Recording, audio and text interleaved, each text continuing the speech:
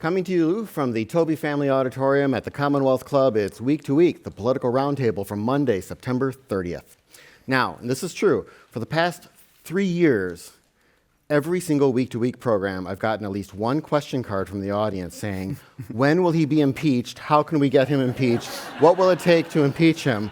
Well, tonight's your night. I mean, we're in the impeachment era. But even this might not turn out as planned. The Daily Show's Desi Lydic vented last week. She said, quote, "I'm mad because our president cannot even get impeached right. He's wasting his one impeachment on taking down Joe Biden. Joe Biden will take down Joe Biden. You only get one impeachment, and you got to do it right." Well, I'm John Zipper, your host for Week to Week. And on today's program, we of course are going to talk about the impeachment and the process and the politics involved, as well as other topics such as San Francisco's streets, the climate strike, AB 5, and other things. And of course, we'll end our program with our live news quiz. Everyone's welcome at the Commonwealth Club, so any opinions that are expressed up here are just those of the speakers and not necessarily of the Commonwealth Club itself. Now let's meet our panelists for tonight. At the far end of the stage is Carson Bruno. He's the Assistant Dean and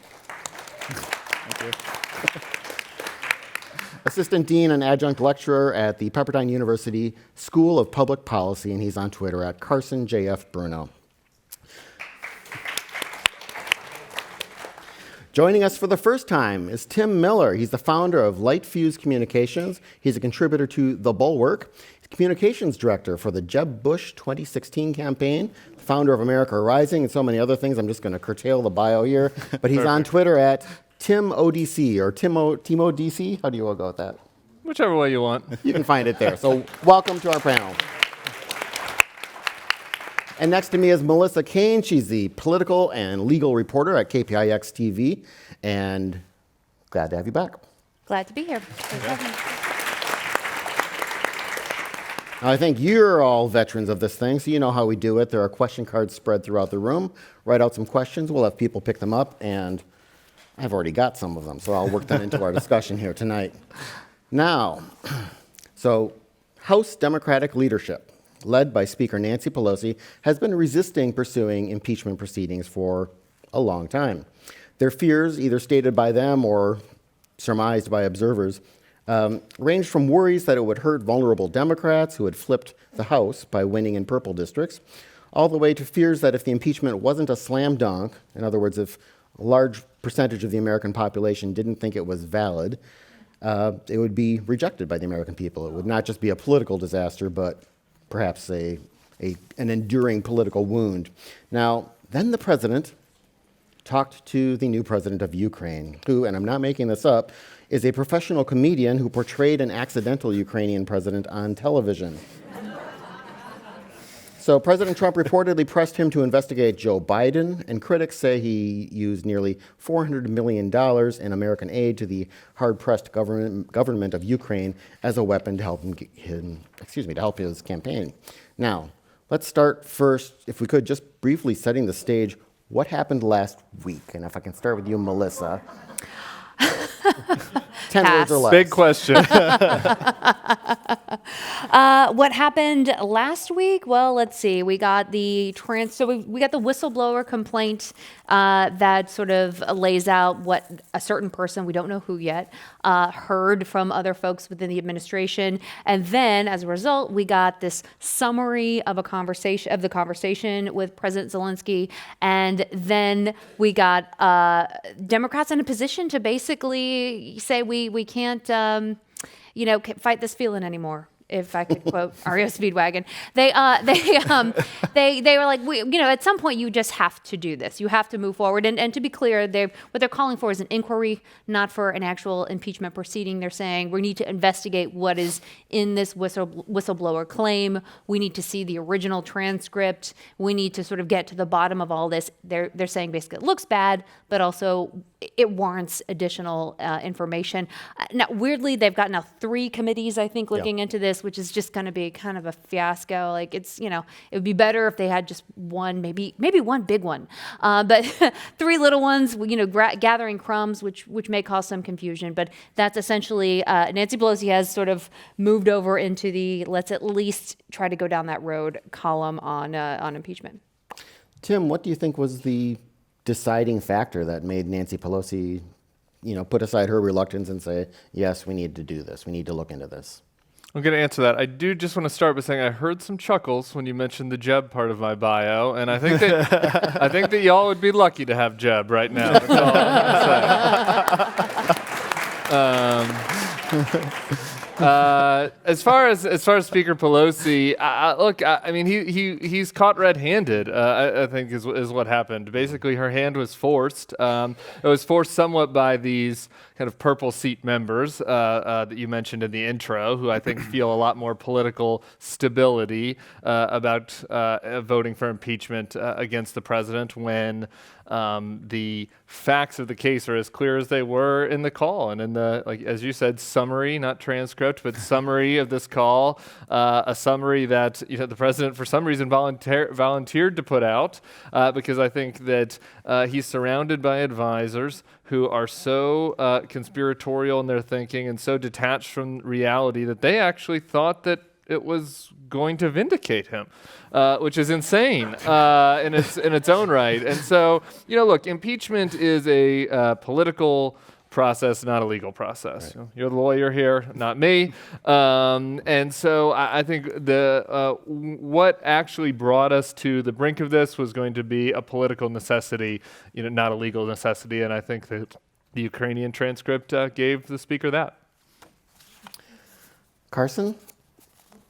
Yeah, I think it's also important to kind of set the stage a little bit broader, too, in the fact that Nancy Pelosi is also seeing a lot of Republicans starting to head off into retirement.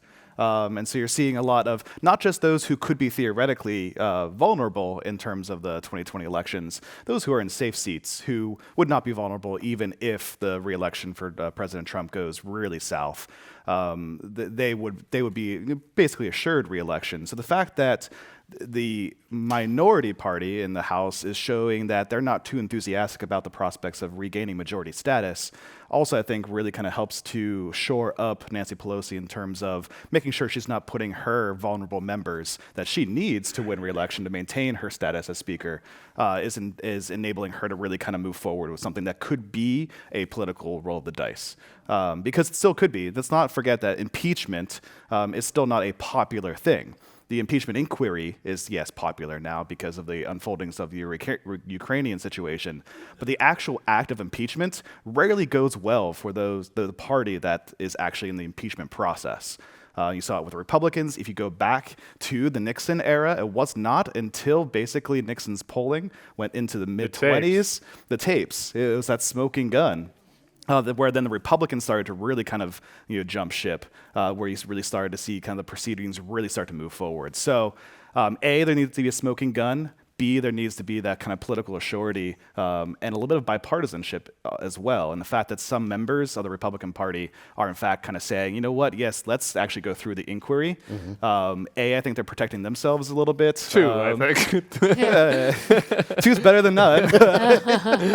But yeah, there needs to be those two elements to it, not just kind of, not just the pressure from her own caucus. And she's been able to withstand that pressure since day one of the 2018 election. Remember, too, that impeachment is just sort of if you're a DA, impeachment just means we're gonna bring charges, right? So when the House votes that majority vote to bring for impeachment proceedings, as we all know, it goes then to the Senate, and now there's a whole lot of questions. What does that mean?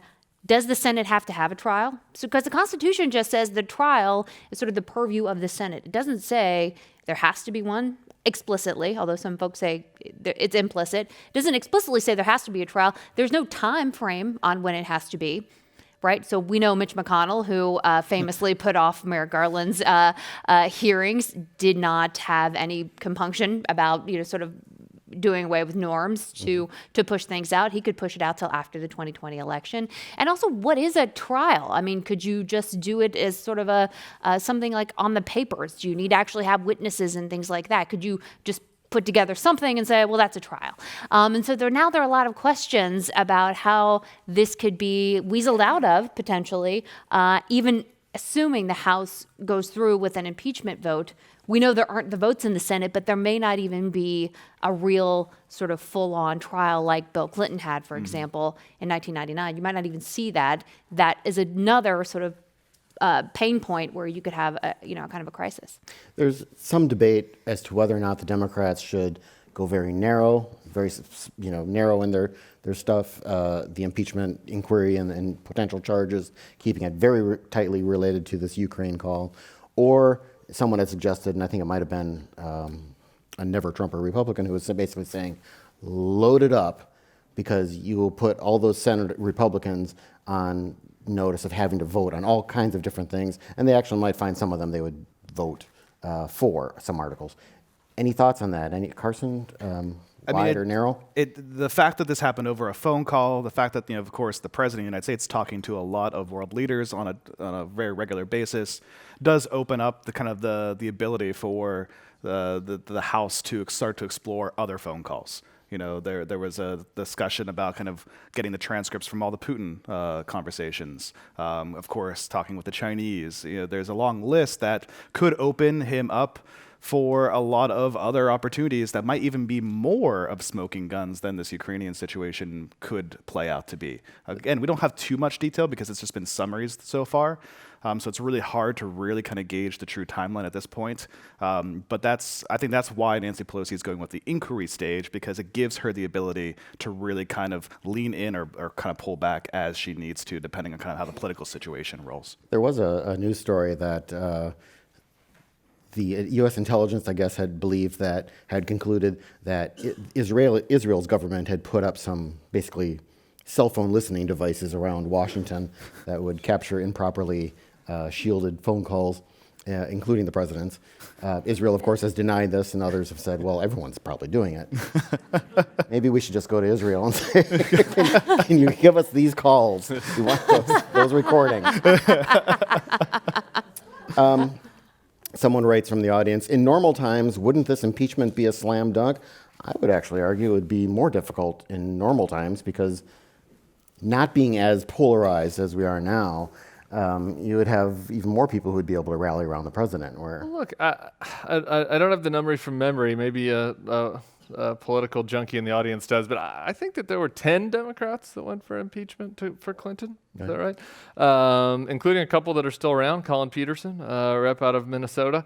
Look, I do think that in less polarized times, and with a Republican Party in the past that was more fragmented, you certainly would have, I think, a broader potential coalition for impeachment and removal than you do now. I mean, because the facts are there so plainly. I mean, what's happened, I don't know whether normal is the question here, but the parties have sorted themselves ideologically to such a degree that you don't have like what you really did in the old days with the Blue Dog Democrats and the Rockefeller Republicans, right? That we have such clean ideological sorting that I don't know that we're in abnormal times because the president is so extremely abnormal, but I don't know, right? But I don't know that even once he's gone, whether that means that we're going to move back to quote unquote normal times where there's more kind of bipartisanship and comedy. I think that even after Trump's gone,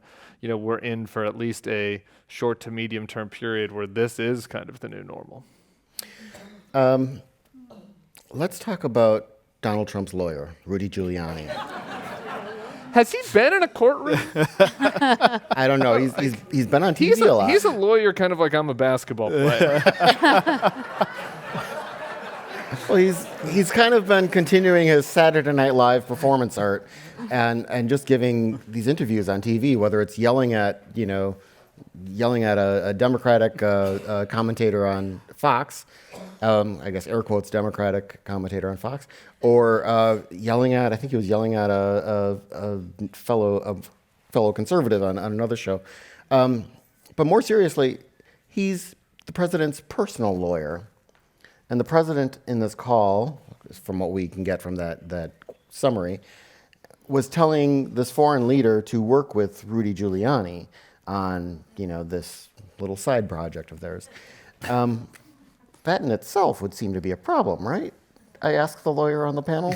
Well, yeah, I mean, when you really have so many lawyers, really, we taxpayers fund a lot of government lawyers, Right. whether it be the DOJ, the FBI, the CIA, the State Department. I mean, there are there's armies of lawyers literally that he could have called on. And so it is a good question. And this week, Chris Wallace tried to ask Stephen Miller, to answer this question. Which, by the way, was only one of many bonkers interviews that you should look up online. Watching Stephen, I'm sorry, it's very opinionated, but still, watch that video. It's wow.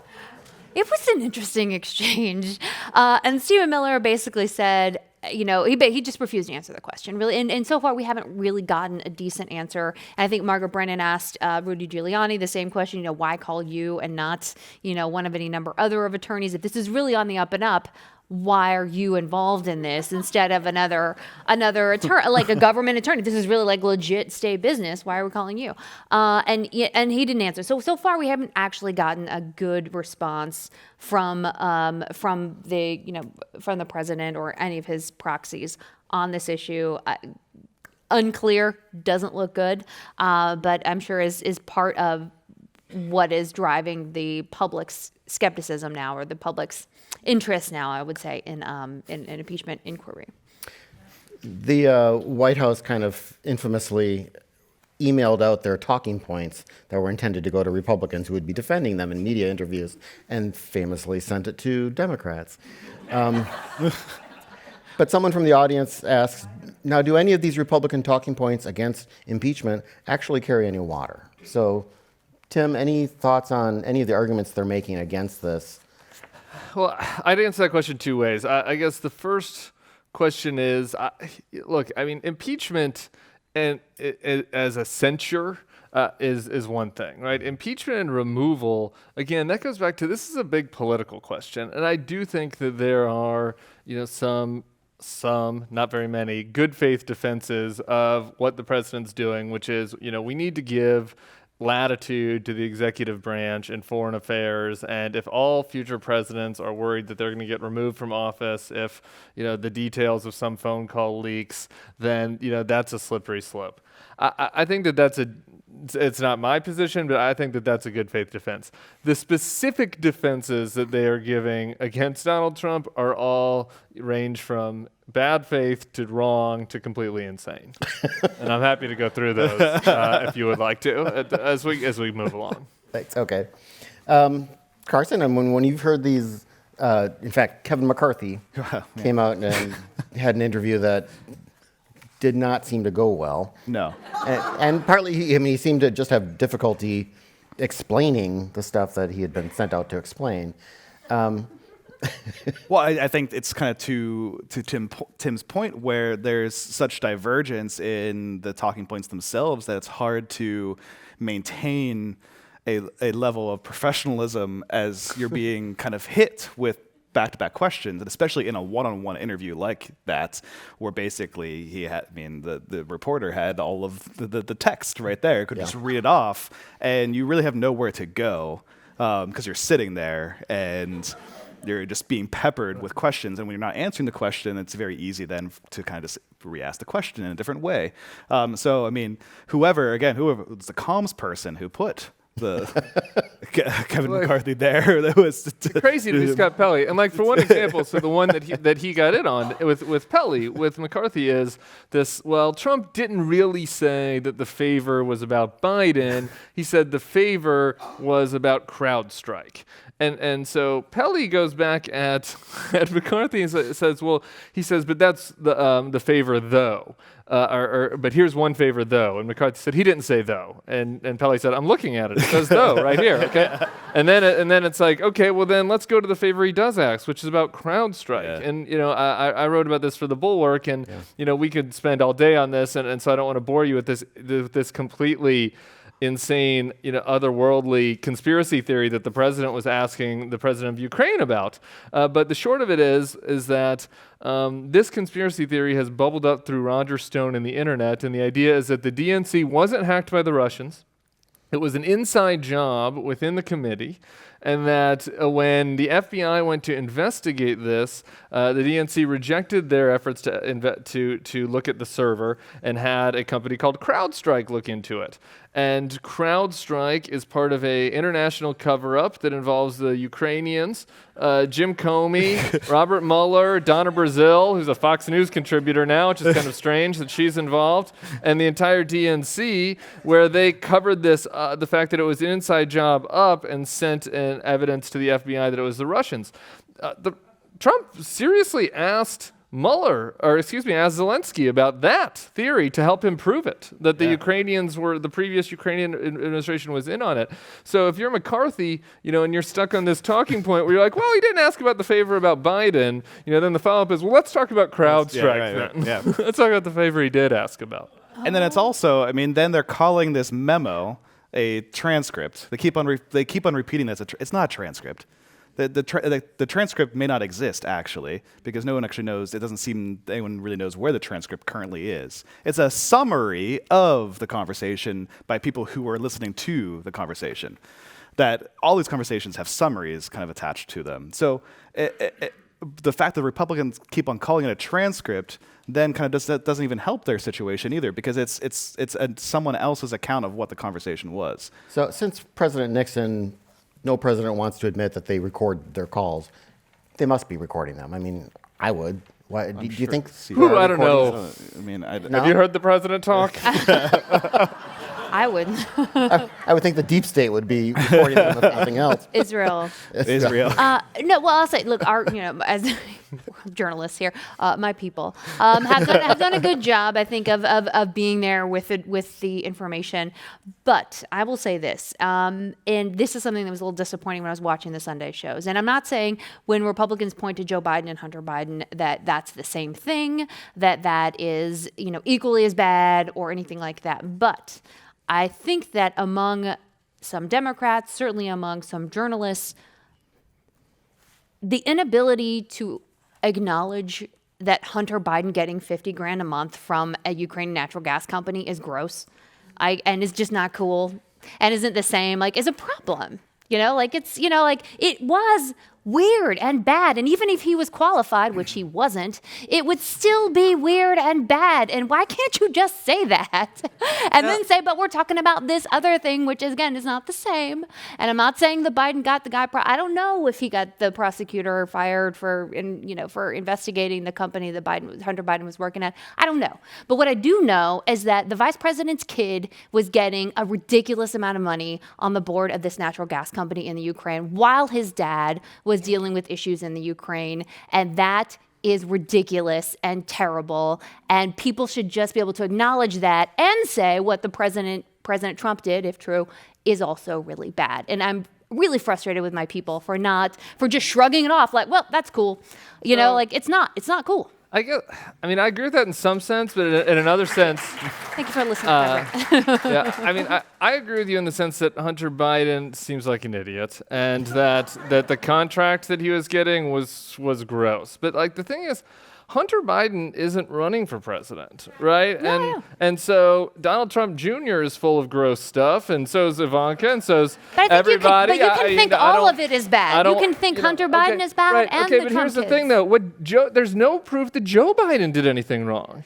And so to focus on Hunter Biden, I think that there's a lot of journalists that, in an effort to try to say, well, here the Trumps do make this claim about the Bidens, and it's about the Bidens. So it's well, what did Joe Biden do that was wrong exactly? Because we have a lot of contemporaneous reporting about what happened. This is not something that happened in ancient history. This is not something that was not covered, that Rudy Giuliani discovered through an interview while he was taking the Scooby-Mobile to go interview people in the Ukraine. Everybody wrote about the firing of this prosecutor in 2016. I was around. I was at the time was criticizing Hunter Biden for doing this. But what the reporting showed at that time was that this prosecutor was not investigating the Biden company, was not investigating a lot of other companies. He was involved in scandals where his subordinates were stealing diamonds and other,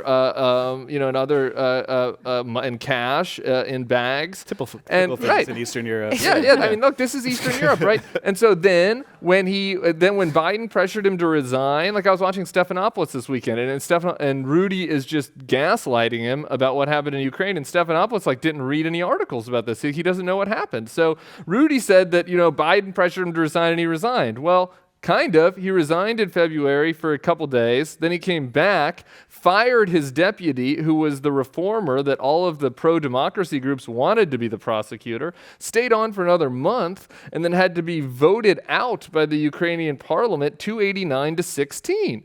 I don't think Joe Biden was whipping votes in the Ukrainian parliament. Everybody thought this dude was bad. No. Right? I'm not saying that Joe Biden did that. I'm not equating it, but I'm just saying the fact that everyone just sort of seems to shrug at this, what appears to be, and what I think, especially for example, if one of Trump's kids was on a board of a Ukrainian natural gas company, people be freaking out. It's to just be oh, well, it's fine.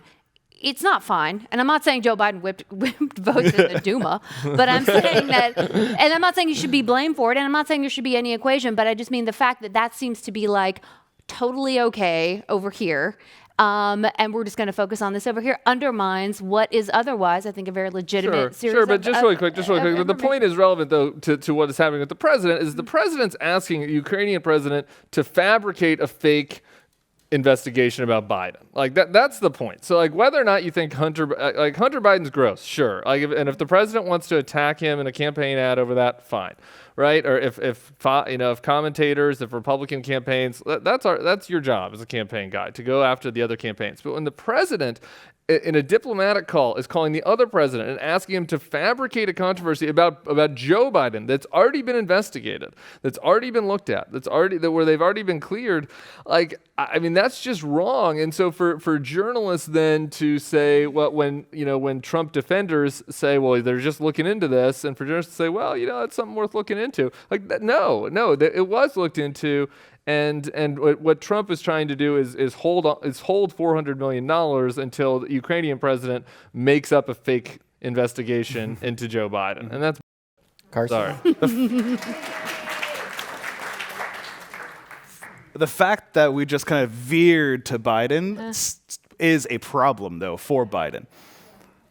I mean, let's talk about that. Biden has to win a primary first. He's not the Democratic nominee yet, so he has to convince the voters, but more importantly, the establishment and the party insiders and all, especially the early states, that he is capable of going up against and winning against Trump. And at least for the initial part of the campaign, there were some hiccups that could kind of be showcases of bigger problems, but the fact of the matter was he had the electability sort of argument kind of locked down for a good portion of that the early part of the summer and into kind of this stage of the primary season.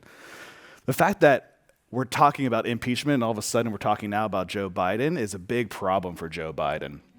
Because if he can't convince people in Iowa and New Hampshire, or his savior state, which is South Carolina, to vote for him and make sure he is at least number 2, if not number 1 in those early states, then his campaign's sunk, and he's not going to be the nominee. And that's bad news for him and his team. Well, so CBS did a poll the other day, shameless plug, and it showed that 42% of Americans want to see an impeachment inquiry. Want to see the president impeached. I apologize. So they want to see an actual impeachment, 42%, but 43% want Joe Biden and this whole issue investigated further, right? Yeah. And so, to your That's point, not good. it's a problem. And I think the biggest winner here, to some degree, is Amy Klobuchar, right? So who's the other moderate, right? Who's not Joe Biden? You kind of have to go down. Amy Klobuchar may actually find herself, doing a little better in the polls, depending on what happens with Biden. If this really does, play Escalate. out in terms of people's confidence that he can defend himself. And so far, he didn't call for impeachment right away. Everybody else but Joe Biden called for impeachment right away. And he was like, oh, let's have an investigation. And it just seemed like, hey, maybe he doesn't want people to look too closely into this. And I'm not saying that's the case, but I'm saying he didn't come straight away and say, this is nonsense, we got to fight it. And so, it just sort of was like, Joe, get on in there and, Well, that has been get a pattern mad. this It's election cool. so far. Yeah, and this could be his moment. Sometimes I feel like I'm more mad for Joe than Joe's mad for Joe. And I'm a never Trump Republican, so that's not your target audience. So it's really could be still. It's not over. It could be a moment for him. Right. And it could be on a primary or a debate stage where someone, it's Elizabeth Warren, for instance, or Kamala again, who decides, Go after Hunter. go after him again because she needs to rise in the polling again. And that's when he just kind of has this I paid for this mic moment. Right. Sort of I mean, he's like, and here's the difference. What was happening in Ukraine. He was trying to stop corruption in Ukraine. He was trying to fire the corrupt prosecutor. Trump is being corrupt on his behalf in Ukraine. Like, they were doing the opposite things, right? So, I think that if he could explain that clearly and forcefully, this could be a chance for him. But he's been kind of letting it happen quietly. Mm-hmm. Someone from the audience asks, if actual impeachment is defeated in the Senate, do you think that would strengthen or weaken Trump's results in the 2020 election? Any thoughts? I've given up trying to predict. Yeah, look, I would say this. Biggest picture, I could see it helping him. There being some fatigue, but that's not a reason not to do it, because you can't game it out really. And a focused campaign, or not campaign, but a focused inquiry into what he's been doing, a day in, day out news cycles on that, does not help him, because people don't believe that these folks exist, but they do. There's about 5% of the electorate, mostly it's conservative independents, it's some moderate Republicans who actually don't like him, but just see him as the lesser of two evils, right? And so, Democrats don't like talking to those voters. Trump turns them off often. So when Trump's in the news all the time, that's why you see that little 5% dip in his approval rating. And when he's out of the news, when AOC's in the news, you see him going back up a little bit. So if this keeps him in the news all the time, I think on balance probably hurts him with that small, very, very small swing demo. And national polling is kind of meaningless in terms of this sort of stuff because, again, we don't hold a national election. So it's really kind of, what is Pennsylvania thinking? What is Michigan thinking? What is Wisconsin thinking? What is Florida thinking? What is Ohio thinking? What are those individual states thinking? And kind of, is there the movement happening there that then puts that electoral college victory in jeopardy? And we're way too early in the process to really be able to truly see that out. And it also plays on the Senate side too. You start to see things starting to shift maybe in North Carolina, Nevada, some other states, or I guess not Nevada, but Arizona. Colorado, Arizona, Denmark. where all of a sudden you have these vulnerable senators really trying to win re-election that really make up the majority. And do they start to really kind of think about kind of triangulation in terms of the political side of this in order to save their skin, as well as then kind of the election and the impeachment process overall? So how do you take the temperature of Donald Trump's feelings from his tweets? Yesterday he called for Representative Adam Schiff to be tried for treason. He also said, and someone in the audience asked about, he said his impeachment would result in a new civil war. Does he think that's effective? There's no doubt he made the decision also to release that summary. Who wants to take that one? I mean, no, not Civil War. Okay. I won't go into the thousands of reasons why that doesn't make any sense. But if he really wants to scare people, he wants to rile his base, he wants to get people, thinking into sort of a bunker mentality about, whose side are you on?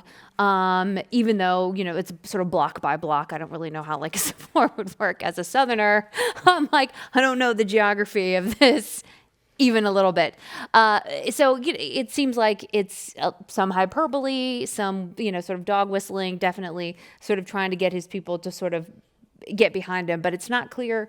It's not clear that that is working, especially when we're just talking about. And I think it's a smart thing for Democrats to say we're going to just start with an inquiry, right? We're just going to start by digging into, does this whistleblower complaint contain information that can be substantiated? Can we get the actual transcript? Let's get the best evidence we can and go from there, and not, move like sort of straight to, sort of try to overshoot. But does he think it would result in a civil war? I can't imagine that's something that he would enjoy. I mean, No. he lives in a world that we don't live in. It's very clear of that. It's just a matter of how much more can the people around him take, and how much more will Mitch McConnell and Kevin McCarthy take in terms of A lot. apparently a lot more than I was expecting.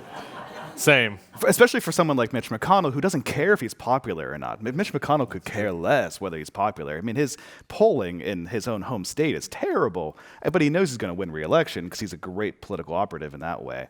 But I just did not expect him to be able to want to go down that. Well, when they find out that the whistleblower is Melania, I think the lid is going to blow off this whole thing. So I'm going to, since we need to move on from the impeachment topic, I'll kind of meld a number of questions here. One is, so that's basically, we were talking before about the Senate, how Mitch McConnell might handle that, whether he wants to delay it. Could the House vote to impeach and then delay when the vote, delay when it gets sent to the Senate or something like that? Or is that, do we know enough about the rules even to answer that question? The vote to impeach in the House has never had like an addendum that says, and the Senate shall vote on this in 6 months or something like that. Like that's not, there's no way to delay, I don't think, or at least historically, there hasn't been a way to delay, to sort of build in a timer into the House and say, you're going to vote on this after the 2020 election when we take back all those Senate seats, and we're much happier with what the Senate looks like. So, this whole idea, I mean, there are different theories out there about how long this is all going to take. So the Speaker, for example, has been very careful. Again, she's got 3 committees. Oh, Lord. The White House is not going to turn over any documents. And so it's going to be a legal fight. And so we may end up, sort of right up to the election. And that could be, I think both sides find that beneficial. I don't know who's right, but it's definitely going to take a while. It's not going to be a thing that is going to necessarily happen overnight. Although we had Mark Desaulniers on the other day, congressman from the East Bay, who said that he was anticipating an impeachment vote by the end of the year. Mm-hmm. So, Yeah, I wouldn't be surprised if the speaker, really quick, if the speaker tried to jam it in even before Thanksgiving. I don't think they should take anything off the table. There's a cost-benefit analysis that's hard to game out. There gets to be fatigue about these kinds of things. You could lose the popularity on this is tenuous. It's moving their direction, but it's tenuous. The benefit is, maybe a longer inquiry uncovers more things, but you could kind of do both, right? And you could vote in December and then still investigate as long as he's in there, right? Yeah. And so I don't know that I wouldn't be surprised if that's the route that they take. And just a few things. This has only happened 3 times, and so in terms of precedent, there's not much there. And I mean, Not a relevant precedent to the 18.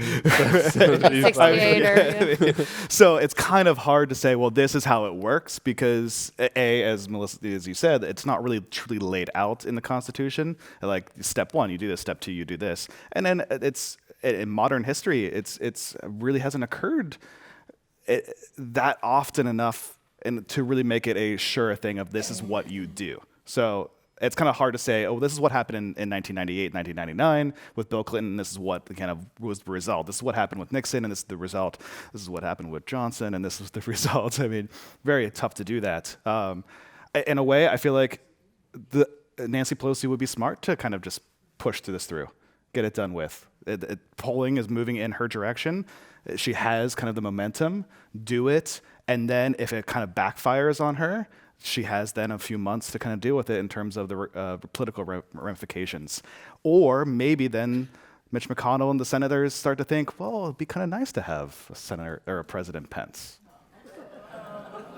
Oh yeah, you forgot about that Pence one, didn't fans, you? I can tell. Yes. Okay, well let's move on. We may well have this to talk about in future week to weeks. Maybe we should do a special impeachment one. I don't know, but we talked a bit about the Biden race and such. So let's talk briefly about some of the other candidates and such. Kamala Harris, 20 points behind Elizabeth Warren in California. So, is she done? There was an Emerson College poll that showed in California that it went, I think, Elizabeth Warren, Joe Biden, Bernie Sanders, Andrew Yang, and then Kamala Harris.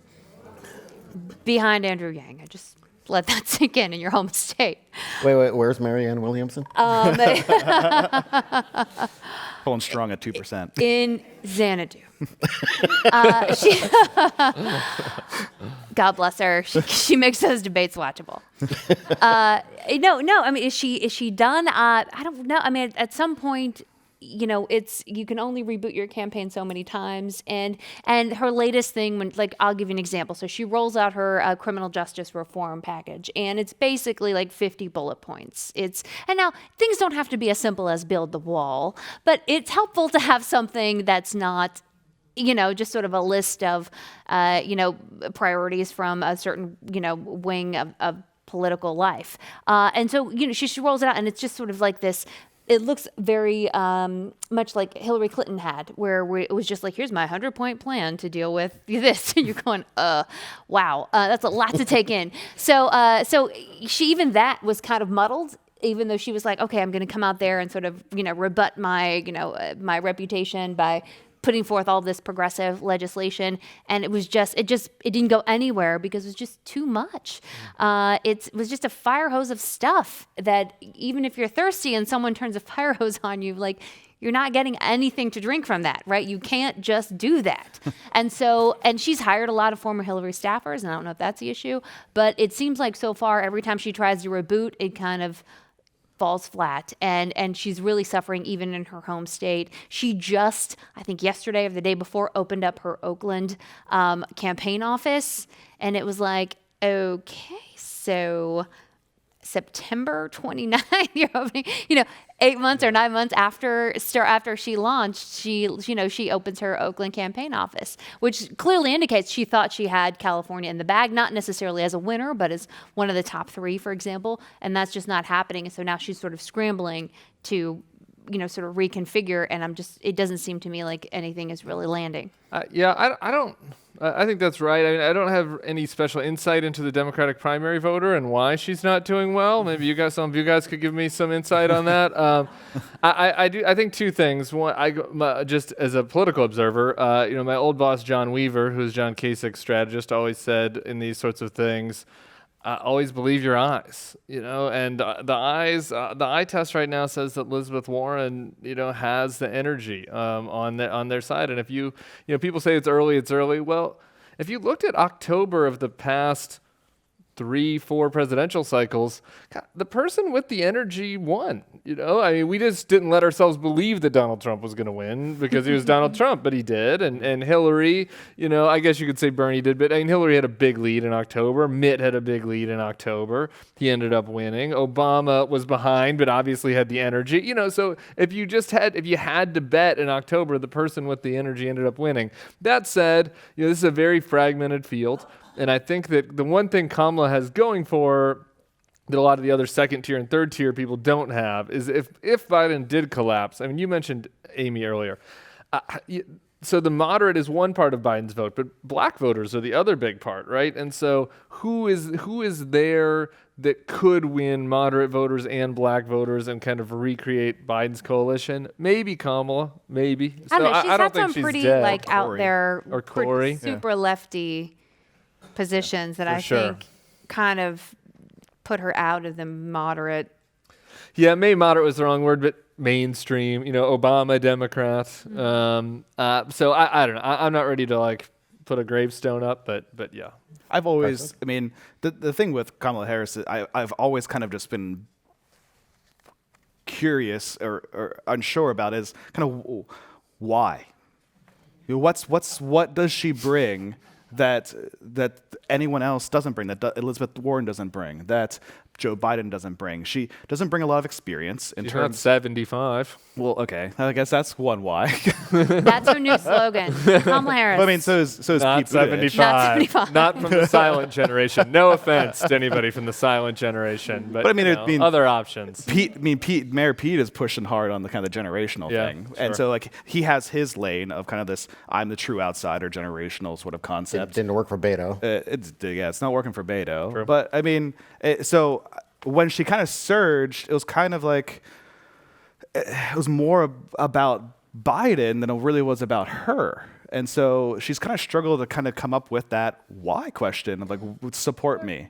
I think what it might have been, what actually might have been the reason for her surge was that she showed that she could take Biden on, and Biden was kind of a stand-in for Trump, Yeah. right? And so, you know, I do think that the Democratic base wants somebody that can punch him in the nose, Yeah. you know, on the debate stage.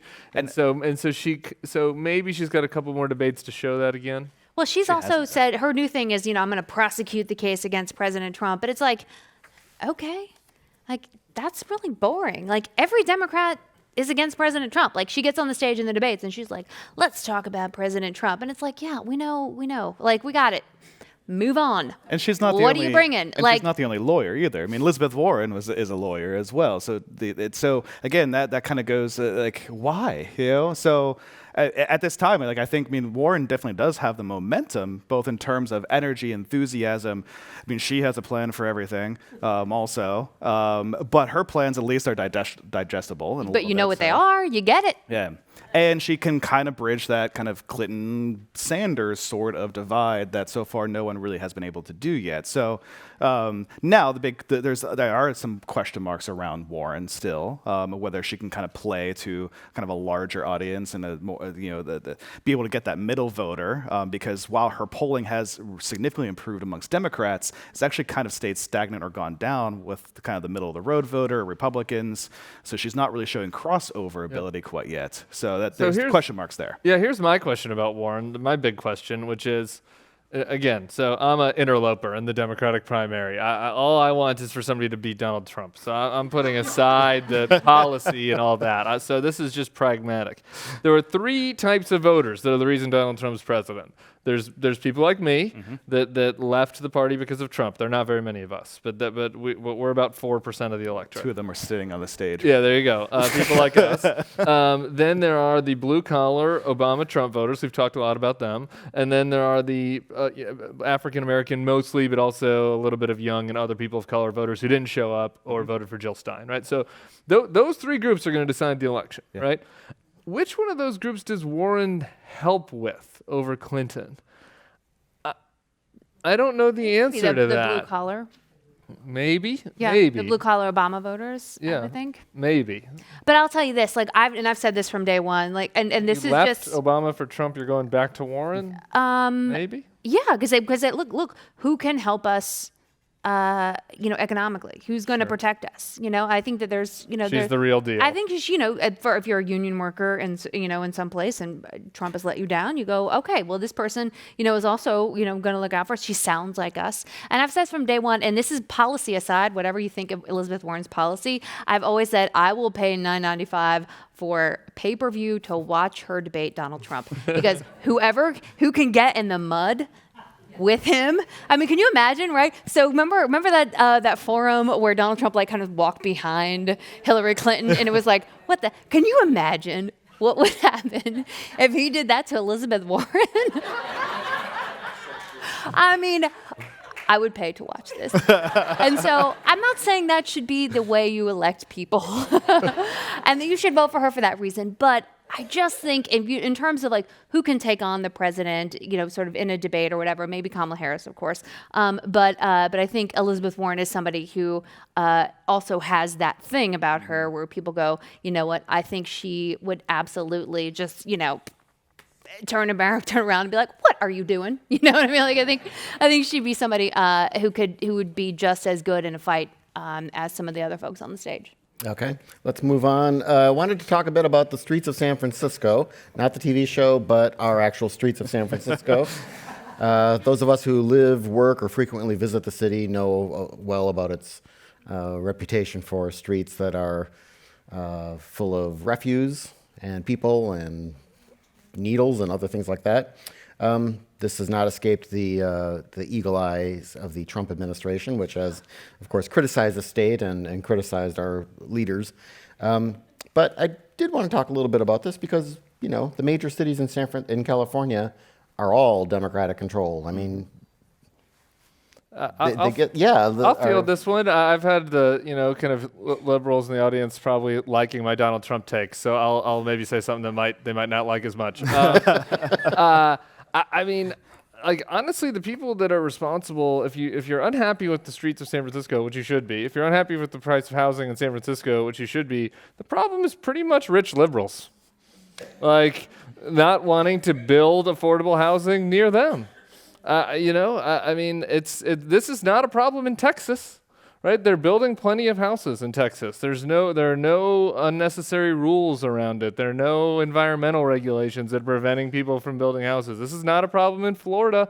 This is not a problem in Miami, which has a lot in common with San Francisco. This is a problem here and in Los Angeles and in a couple other places where, you know, rich liberals don't want low-income people to be living in their communities. They don't want to build houses for them. They want to keep the way the neighborhood is, and I understand that. But I mean, you know, I live over in Oakland, and you know, they were trying to build a big, maybe middle income, this wasn't low income housing, middle income housing complex near my house, and the city council voted it down because there was a gas station that was a historic thing. It was an ugly gas station on the corner. You know, in Berkeley, similarly, I saw a story like this where there was people that lived on a park and they were worried that this was going to be low income housing that they were going to build. The shadow was going to come over the park.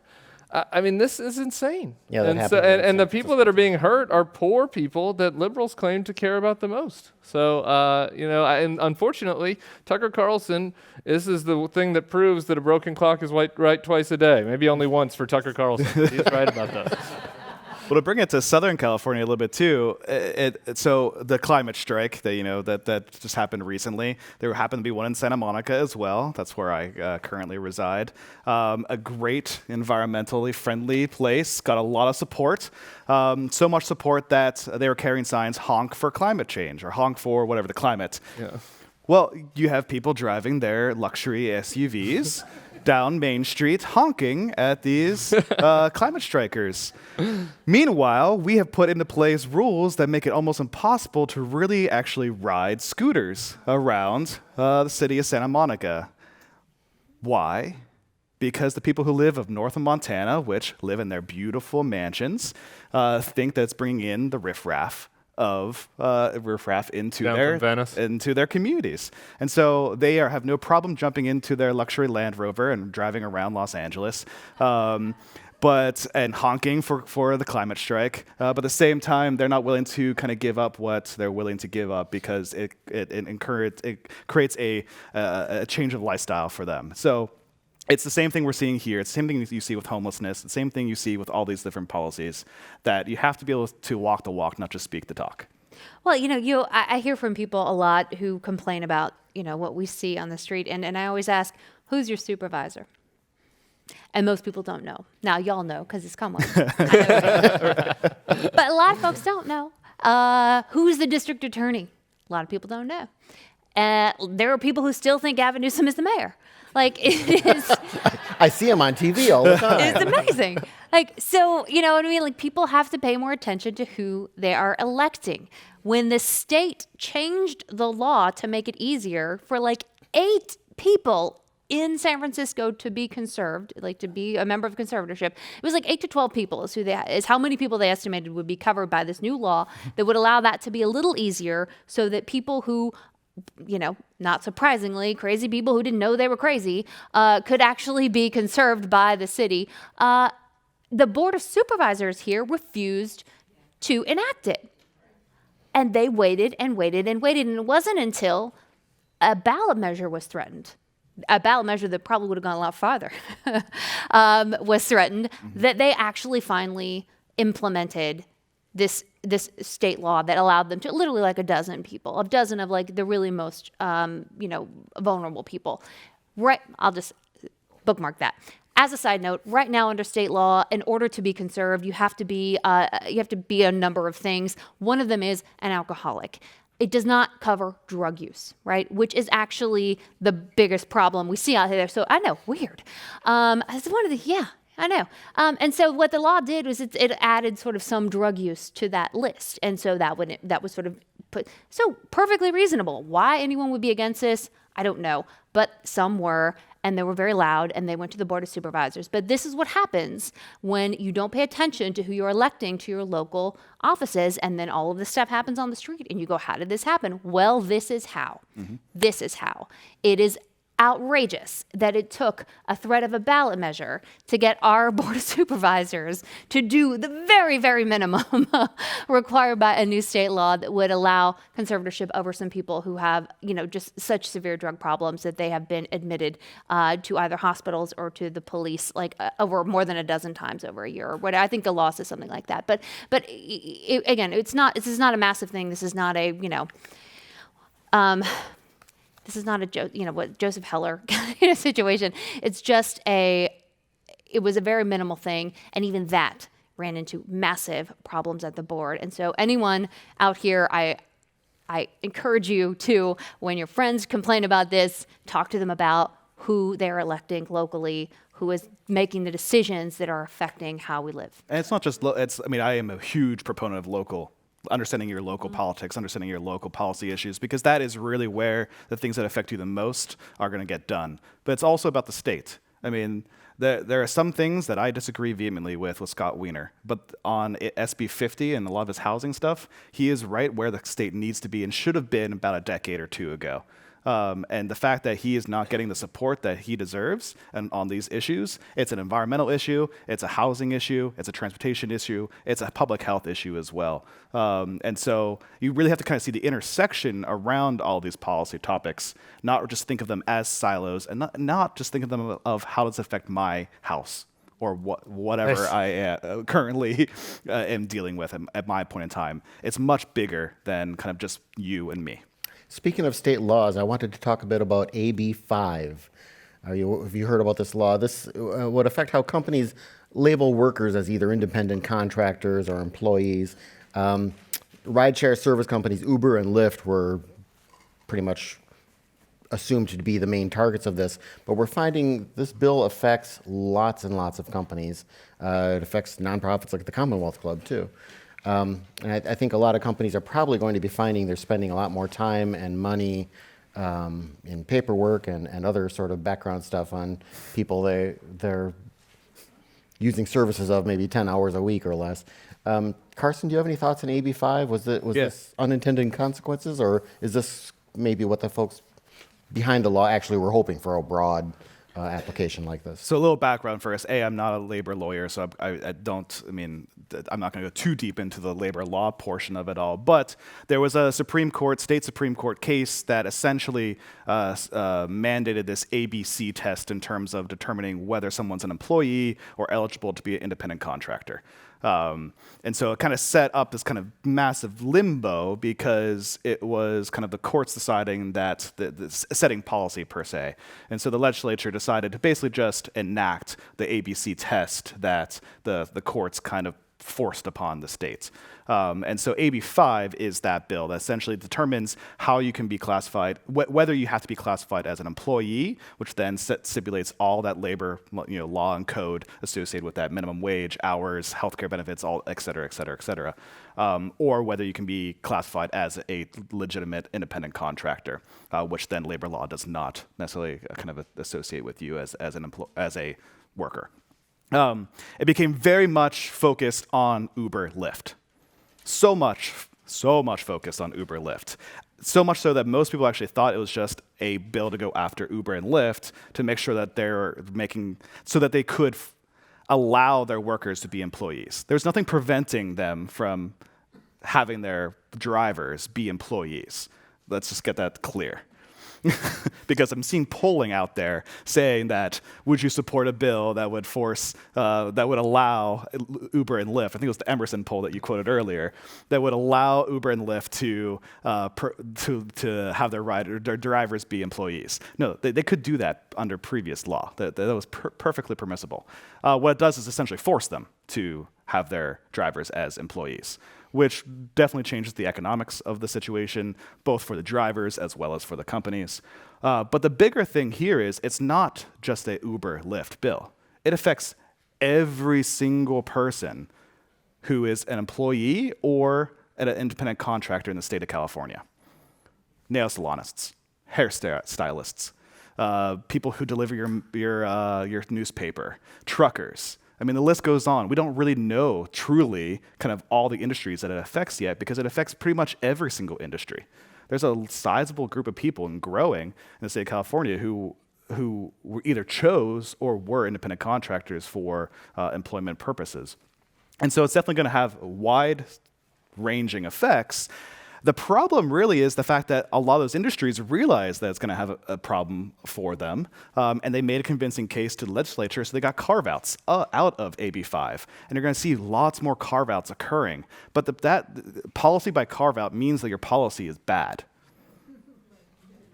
Because if you're constantly having to make exemptions for certain people, that means then something's wrong there. And what does it do? It allows you to really just, if you're politically connected, if you have money, if you have the ability to write op-eds like the editorial boards of some of the biggest newspapers in the state did, and all of a sudden they got a carve-out, it really sets up a politicization of labor law, which is not a good place to be. I don't care what side of the aisle you are on unionization or non-unionization, on labor.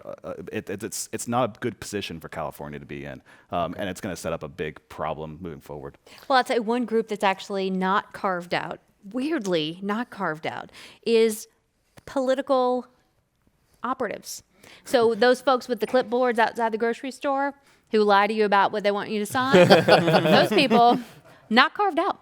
The people who phone bank for certain candidates, not carved out.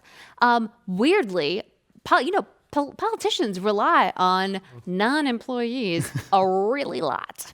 And so, but these folks, again, strangely, not carved out. And I kind of like this because here's the thing. Politicians often get to pass laws and then sort of walk away and go, okay, private sector, you deal with it. You deal with this like mishmash of nonsense that we can't figure out. And so the fact that they might now actually have to sit down and read some of the stuff that over the years they have passed and try to implement it among their own staffers is going to be kind of amazing. But that's just an example of one of the groups that's not Lyft or Uber drivers that are going to be covered by this, and that the implications of which we just don't know yet. We're going to have to start seeing it. And to be clear, this court case and this law are retroactive. They are not like, they don't just like begin in January of 2020. They're supposed to sort of clarify existing law. So it's not the case that on a certain day, everybody's got these rights. The law says everybody already has these rights. And so the litigation that might result is, it could be serious. So while you're going to see a lot of probably inside game in Sacramento around the carve-outs continuation, but there's also going to be a ballot measure on this, a referendum on AB5. Uber and Lyft have already put in, I think, 30 million each. I think it's 30 million each into a campaign to basically overturn AB5, which would then throw kind of the whole situation into another limbo, because then there has to be some sort of law to determine what is a classification versus employee versus independent contractor. So while there's going to be a lot of inside game, you're going to see lots of commercials about it. Okay. Before we get to our news quiz, I want to give Tim last chance to talk about college athletes. Gavin Newsom signed a bill. Why don't you tell us? I was so happy that Gavin Newsom did something that I liked. And so I'm just glad you gave me just 1 minute to talk about it. It's so great. It is crazy the way that college athletes are treated. It's been my pet issue for a while. I tried to win Jeb over on it. He rejected me. Didn't end up mattering. Look, I mean, I think that a lot of times when people debate this, they're like, they should be students and they go to class and they're already getting paid through that. Or, oh, they're going to go be famous in the pros and make money anyway. But the problem is there are a lot of people in the middle that are getting kind of screwed, right? Where college is their best earning time. A lot of times it's poor kids, right? So, look, I'm a fan of LSU football. So here's my example. If you're like the 10th best player on LSU, you might go to the pros, but everybody in Louisiana knows you right now. And so everybody's making money on you. The coaches, the university's making money on you. CBS is making money off you. I'm going to the games paying $100 a ticket, having to watch commercials. And this guy that's the 10th best player on the team who might have come from a poor family, he's getting nothing. And so, it's really a broken system. And I think Gavin is on the cutting edge of a good solution that keeps them student athletes, but lets them, if that guy wants to go do an ad for a car dealership in Louisiana right now to make a couple extra bucks, he can do that. That should be allowed. Any other students allowed to do that already? And I think that's a fair way to do it. And that was a good answer for Gavin. Yeah.